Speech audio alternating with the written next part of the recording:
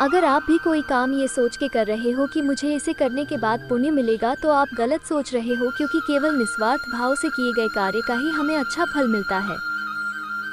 एक शहर में एक सेठ रहते थे। सेठ ने एक दिन ऐसा संकल्प लिया कि वो 10 साल तक प्रतिदिन कथा सुनेंगे।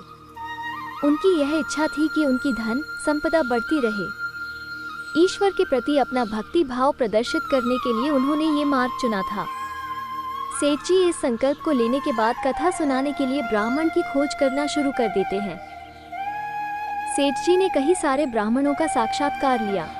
अंत में उन्हें जैसा चाहिए था वैसा एक सदाचारी धर्मनिष्ठ ब्राह्मण मिला गया। इस ब्राह्मण ने 10 साल तक सेठ को कथा सुनाना स्वीकार कर लिया।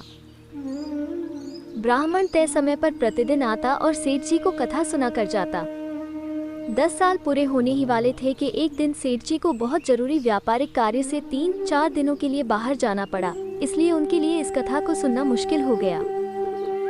सेठ जी ने ये बात अपने ब्राह्मण को बताई। ब्राह्मण ने सेठ जी से कहा कि आपके स्थान पर आपका पुत्र कथा सुन लेगा तो भी चलेगा, क्योंकि यह धर्मानुसार ही है।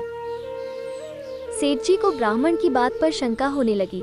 उन्होंने ब्राह्मण से कहा कि कहीं मेरा पुत्र कथा सुनकर वैरागी तो नहीं हो जाएगा ना? ब्राह्मण ने कहा कि आप इतने सारे वर्षों से कथा सुनने के बाद सन्यासी नहीं बने, तो 3-4 दिन में आपका पुत्र कैसे वैरागी बन जाएगा?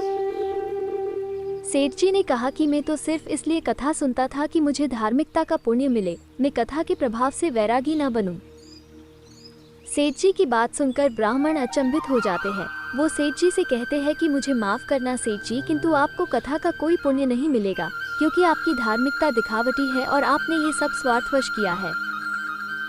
सेठ जी ब्राह्मण की बात सुनकर निरुत्तर हो जाते हैं। वो मन ही मन सोचने लगते हैं कि क्या मुझे अब मेरे इतने सालों तक कथा सुनने का कोई फल नहीं मिलेगा। आप जब ईश्वर की भक्ति निस्वार्थ होकर करते हो तभी आपको उसका फल मिलता है।